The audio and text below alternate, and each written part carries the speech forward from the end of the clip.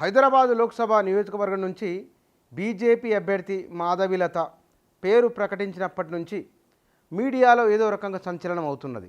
ఆమె కూడా విస్తృతంగా ప్రచారం చేస్తున్నారు. పాత బస్తీలో ఉన్న అన్ని నియోజకవర్గాలను, అంటే హైదరాబాద్ లోక్సభ నియోజకవర్గ పరిధిలోకి వచ్చే దాదాపు అన్ని నియోజకవర్గాలను గల్లీ గల్లీ తిరుగుతున్నారు.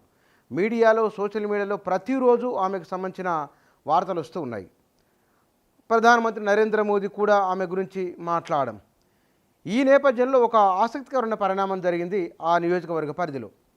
ఎంఐఎం, ఎంబీటీ ఈ రెండు పార్టీల మధ్య రెండు వైరీ పార్టీలు కానీ ప్రత్యర్థి వర్గాలు కానీ ఉన్నాయి. మాధవిలత అక్కడ ఎంటర్ అయిన తర్వాత బహుశా ఓట్ల చీలిక రావద్దనే ఏమో కానీ ప్రత్యర్థులుగా ఉన్నవారు మిత్రులుగా మారిండు అని ఒక చర్చ జరుగుతున్నది అక్కడ. ఈ లోక్సభ ఎన్నికల్లో ఒక 20 సంవత్సరాలుగా అసదుద్దీన్ ఓవైసీ ఆ నియోజకవర్గం నుంచి ప్రాతినిధ్యం వహిస్తున్నారు. ఈసారి గట్టి పోటీ ఉంటుందా అనే చర్చ జరుగుతున్నది.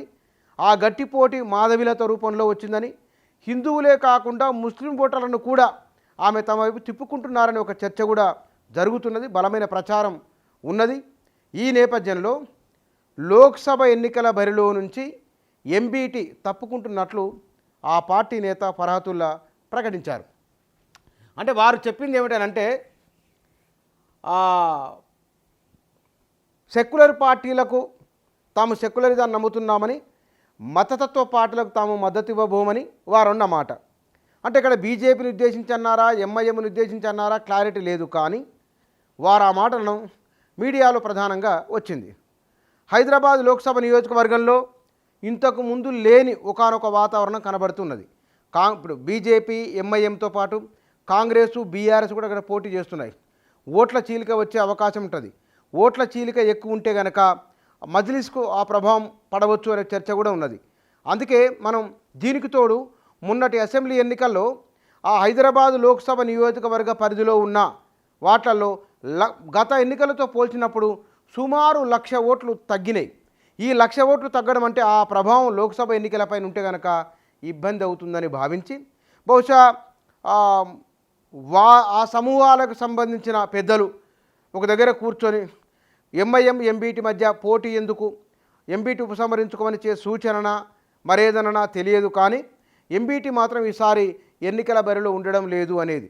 ఎందుకంటే ఎంబీటీ కూడా గట్టి పట్టున్న పార్టీ ఆ ఏరియాలో. కాబట్టి ముస్లిం మైనార్టీ సమాజంలో ఎంఐఎం తర్వాత అంత బలమైన నాయకులు ఉన్నారు, బలమైన పార్టీ కూడా.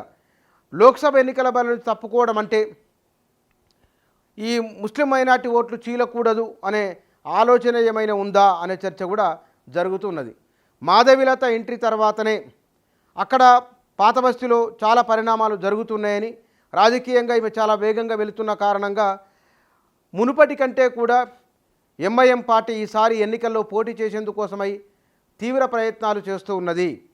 ఎట్లా అయినా సరే గెలవాలి, వాయిస్ వినిపించాలనే గట్టి ప్రయత్నాలు చేస్తున్నారు. అందుకే క్షేత్రస్థాయిలో పర్యటిస్తున్నారు. వారికి నిన్న మొన్న ప్రచారం చేసుకోవడానికి పండుగ ఉన్నది కాబట్టి పండుగ సందర్భంగా ఎక్కువ ప్రచారం చేసుకోలేకపోయారు. ఇక నుంచి సీరియస్గా ప్రచారం చేయబోతున్నారు. సహజంగా ఇంతకుముందుకు నామినేషన్ వేస్తే ఏముంది గెలవడం సునాయాసం అని అనుకునేవారు.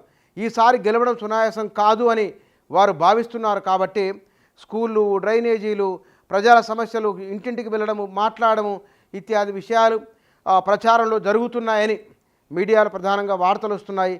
ఇక్కడ బీజేపీ అభ్యర్థి బలంగా వెళ్తున్న కారణంగానే పాత బస్తీ రాజకీయాల్లో లేదా ఆ లోక్సభ నియోజకవర్గ పరిధిలో జరుగుతున్న పరిణామాలు ఇవి అనే ఒక అభిప్రాయము వ్యక్తమవుతున్నది.